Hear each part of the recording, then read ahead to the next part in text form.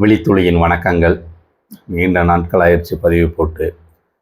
So ஏன்னா தேர்தல் நேரம் இல்லையா, நம்ம எந்த பதிவு போட்டாலும் அது தேர்தல் சார்ந்து கனெக்ட் பண்ணப்படும். அப்படிங்கிற போது அது தேவையில்லாத ஒரு கான்ட்ரவர்சியாக மாறும். அதனால் நம்ம பதிவுகள் தொடர்ந்து நம்ம பதிவு பண்ணலை.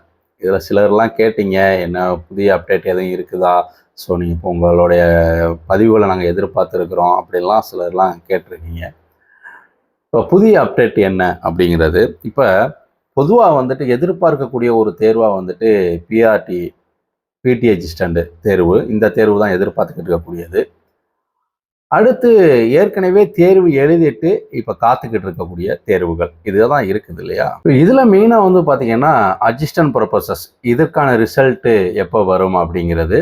இது இன்னொன்று இந்த பிஜிடிஆர்பி. ஸோ அடுத்த பிஜிடிஆர்பி அறிவிப்பு இருக்குதா, ஏற்கனவே நடந்த பிஜிடிஆர்பியில் என்னெல்லாம் நடந்திருக்கு, இப்படியான பலவித கேள்விகள் சிலர் இடத்துல இருக்கத்தான் செய்யுது.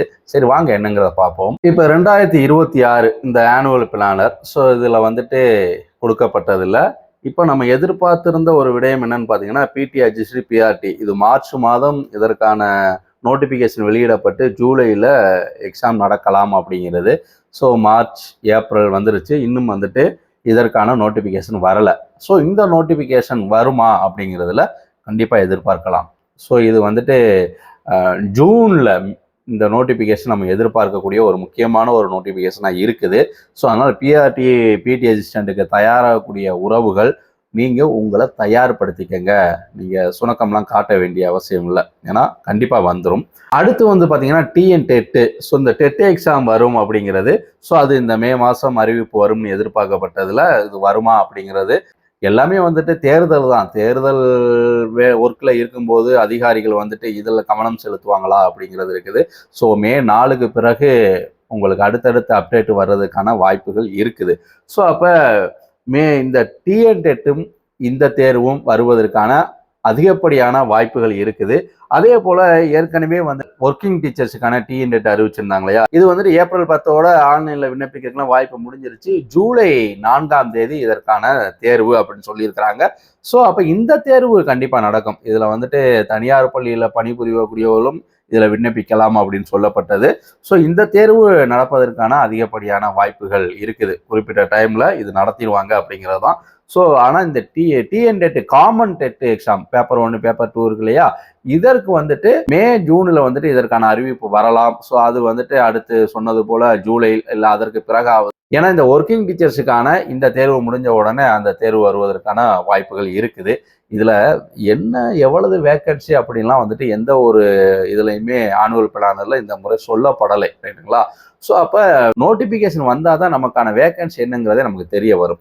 இதில் இந்த பிஜிடிஆர்பியோடைய நிலை என்ன, ஏற்கனவே பிஜிடிஆர்பிக்கானது போஸ்டிங்லாம் போட்டிருக்காங்க இல்லையா, அதுவுமே வந்துட்டு சில இடங்களில் சிக்கல் இருக்குது. ஏன்னா இப்போ கோர்ட்டுக்கெல்லாம் போயிட்டு அந்த கோர்ட்டு மூலமாக தங்களுடைய தேவையை வந்துட்டு தங்களுடைய உரிமையை பெற வேண்டிய ஒரு சூழல் வந்துட்டு பல தேர்வர்களுக்கு இருந்திருக்கு அப்படிங்கிறது தான். நோட்டிஃபிகேஷன் சொல்லப்பட்டது போல இந்த ரிசர்வேஷன் கோட்டால வந்துட்டு அதுல இருப்பது போலே வந்து எந்த அளவிற்கு வந்துட்டு தேர்வு செஞ்சிருக்கிறாங்க அப்படிங்கிறது இப்ப செலக்ட் பண்ணிடுவாங்க. செலக்ட் பண்ணிட்டு இன்எலிஜிபிள்னு வச்சிருக்காங்க.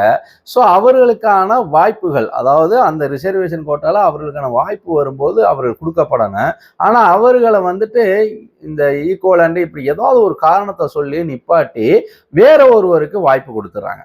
அப்ப இவர்கள் வந்துட்டு இல்லை எனக்கு தகுதி இருக்குது, நான் அதெல்லாம் உங்களுக்கு கொடுத்துட்டேன், எப்படியாக நீங்க நிறுத்தி வைக்கலாம்னா அந்த ஆதாரத்தை கொடுக்கும்போது அவர்களுக்கான அந்த சொல்யூஷன் இருக்கணும் இல்லையா. ஏன்னா அவர்களுக்கு வர வேண்டிய அந்த பணியானது வேற ஒருவருக்கு அதற்கு பிறகு மாற்றி கொடுப்பதுங்கிறது இது எந்த வகையில சரியானது, இப்படியான சில உறவுகளுக்கு வந்துட்டு இந்த குழப்பங்களும் இருக்குது. இப்ப அந்த மாதிரியான நபர்கள் நம்மகிட்ட கேட்கும் போது நம்ம அவங்கள்ட்ட சொன்ன ஒரே விடயம் தான், நீங்க கோர்ட்டுக்கு போறதாங்க சரி. ஏன்னா இத்தனை வேகன்சி இருக்குது, அதை ஃபில் பண்ணிட்டாங்க. ஆனா உங்களுக்கான வாய்ப்பு அதை அப்படியே எடுத்து வச்சுட்டு அவங்க பண்ணியிருந்தா கூட பிரச்சனை இல்லை, வேற நபர் அதுல வந்துட்டு ஃபில் பண்ணிட்டாங்க. அப்படியே இருந்தாலும் பெண்களே இல்லை அப்படின்னு சொல்லிட்டு ஆண்களை ஃபில் பண்ண விடயமும் இருக்குது. அப்படிங்கிற போது அப்ப இதற்கு வந்துட்டு நீங்க கோர்ட்டுக்கு போறதுதான் சரி. நீங்க கொடுத்த அந்த கம்ப்ளைண்ட் எல்லாம் வந்துட்டு வெரிஃபை பண்ற அளவுக்குலாம் இங்க யாருக்கும் பொறுமை இல்லை. கோர்ட்டுக்கு போய் கோர்ட்டு மூலமாக தான் நீங்க வந்துட்டு இதை சரி பண்ணிக்க முடியும். அது இங்கிட்டும் வரலாம் அங்கிட்டும் வரலாம். அதுலயும் நம்ம வந்து என்ன, உங்களுக்கான ஆதாரங்களை எல்லாம் நீங்க தயார்படுத்தி நீங்க கோர்ட்டுக்கு போங்க, நீங்க ஏனோ தோணுன்னு போயிட வேண்டாம் அப்படின்னு அதே மாதிரி கோர்ட்டுக்கு போயிருக்கிறாங்க. ஸோ இப்போ மே மாதம் முடிஞ்சு ஜூனில் வந்துட்டு ஒரு சகோதரிக்கெலாம் வந்துட்டு அவங்க அந்த வாய்ப்பை தேடி அவங்க இருக்கிறாங்க. அதற்கு முன்பே வந்துட்டு ஒரு 10 பேருக்கு வந்துட்டு மாற்றி கொடுக்கப்பட்டதில் அவர்களுக்கெல்லாம் வாய்ப்பு கொடுக்கப்பட்டு அவர்கள் போஸ்டிங் கன்ஃபார்ம் பண்ணியிருக்கிறாங்க. இப்படி கோர்ட்டு மூலமா போய் தான் ஒரு விடயத்தை வந்து சரி பண்ணணுமா அப்படின்னா, டிஆர்பி ஒரு நாம்ஸ் வெளியிடுறீங்க. அந்த நாம்ஸ்ல வந்துட்டு சில குறைகள் இருந்துச்சுன்னா அதை நிவர்த்தி செய்யறதுக்கு அவங்களுக்கு வாய்ப்பு கொடுக்கணும். அவங்க ஒரு கம்ப்ளைண்ட் உங்களுக்கு கிரீவியன்ஸ் உங்களுக்கு கொடுக்குறாங்க அப்படின்னா அதை நீங்க பார்த்து அதுல என்னங்கிறத பார்த்து தானே அடுத்த கட்ட நகர்வுக்கு போகணும்.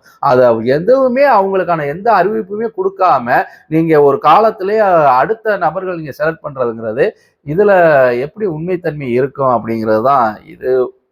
டிஆர்பி நீங்க தான் அதை வந்துட்டு முடிவு பண்ணிக்கணும். இதுல சிலர் வந்து சொல்லுவீங்க அதெல்லாம் சரியா தான் நடந்துச்சு.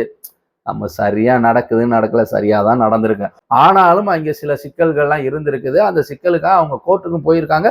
கோர்ட்ல போய் அதை வெற்றி பெற்று அவங்களுக்கான வாய்ப்பையும் உறுதிப்படுத்தியிருக்காங்க. சிலருக்கு வந்துட்டு கோர்ட்ல வந்துட்டு நடைமுறையில இருந்துகிட்டு இருக்கு. இதெல்லாம் நடக்குது இல்ல. ஸோ அந்த ஒரு காரணத்தை வச்சுதான் நம்ம சொல்றோம். இதுல அட்ஜஸ்டன்ட் பர்பசஸ், இந்த அட்ஜஸ்டன்ட் பர்பசஸ்க்கான வாய்ப்பு எப்படி இருக்கும் அப்படிங்கிற போது பிஜிடிஆர்பிக்கான அறிவிப்பு 26-27 ஸோ வருவதற்கான அதிகப்படியான வாய்ப்புகள் இருக்கு. ஸோ அதற்கு தயாராகக்கூடியவங்க நீங்கள் கண்டிப்பாக உங்களை தயார்படுத்துங்க. நீங்கள் இப்போவே இருந்து படிக்க ஆரம்பிச்சிருங்க. கோச்சிங் கிளாஸ் போகிறீங்கன்னா போங்க. ஸோ நான் ஏற்கனவே சொன்னது தான், உங்கள் கையிலே மொபைல் இருக்குது. நீங்கள் என்ன கேள்விகள் வேணாலும் கேட்டு ஏஐ வந்துட்டு இதுக்கு வந்துட்டு முறையாக நீங்கள் பயன்படுத்திக்கலாம். சரிங்களா? சரி, அடுத்து வந்து பார்த்தீங்கன்னா இந்த அட்ஜஸ்டன்ட் ப்ரொபோசஸ் இதை பற்றி தான் நம்ம பேச வேண்டியிருக்குது. இது வந்துட்டு ரிசல்ட் வருமா? ஏன்னா பலரும் பல யூகங்கள் நம்மளே சொல்லியிருக்கோம் இல்லையா? ஆனால் ரிசல்ட் வருங்க. தேர்தல் கணக்கு என்ன ஏதுங்களா அதெல்லாம் ஒரு பக்கம் இருந்தாலும் ரிசல்ட் வரும். ஸோ நீங்கள் நம்பிக்கையோடு இருக்கலாம். ஸோ உங்களை நேர்காணலுக்கு நீங்கள் தயார்படுத்திக்கங்க. ஸோ மே 4க்கு பிறகு சிலர்லாம் சொன்னாங்க இன்றைய தினம் 27 வந்துட்டு வருவதற்கு வாய்ப்பு இருக்குது அப்படிலாம் சொன்னாங்க. அதெல்லாம் நான் உறுதிப்படுத்தலை.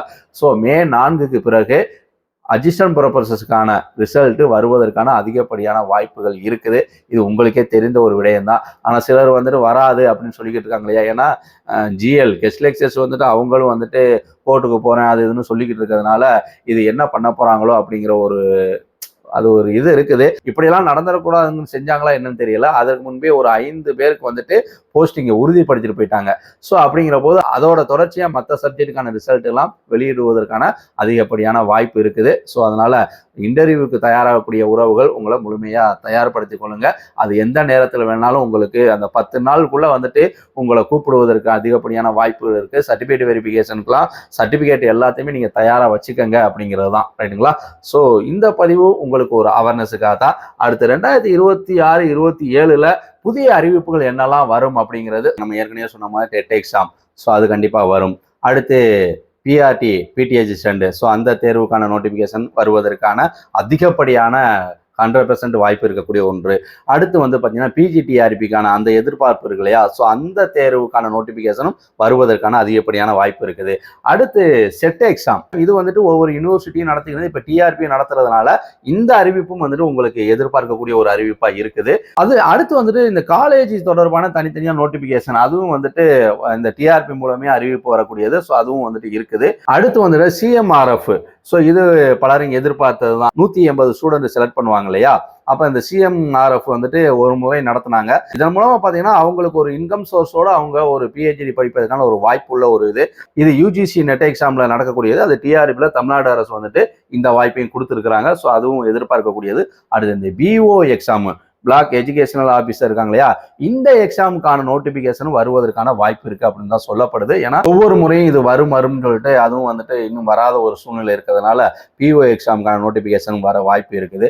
ஸோ இப்படியாக அடுத்து வரக்கூடிய எந்த அரசாங்கம் இருந்தாலும் சரி, ஸோ அந்த அரசாங்கத்திற்கு மிகப்பெரிய அளவுல இந்த டிஆர்பில இருந்து அனைத்து தேர்வுகளுமே நோட்டிபிகேஷன் வெளியிட்டு அனைத்து தேர்வுகளையும் ஃபுல்ஃபில் பண்றதுக்கான அடுத்தடுத்த நகர்வுகளை முடிவு பண்ணுவாங்க அப்படிங்கிறது நம்ம எதிர்பார்க்கலாம். அது எந்த அரசா இருந்தாலும், நம்ம இப்போ ஆட்சி செஞ்சுக்கிட்டு இருக்க அரசா இருந்தாலும் சரி, இல்லை புதிய வரக்கூடிய அரசாக இருந்தாலும் சரி, யாரா இருந்தாலும் இதுல ரொம்ப கவனம் செலுத்துவாங்க அப்படிங்கிறது ஒரு நம்பிக்கைக்குரிய ஒரு விடயமா தான் இருக்குது.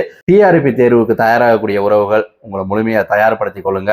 நல்லதொரு வாய்ப்பு இருக்குது, அந்த வாய்ப்பை பயன்படுத்திக் கொள்ளுங்க.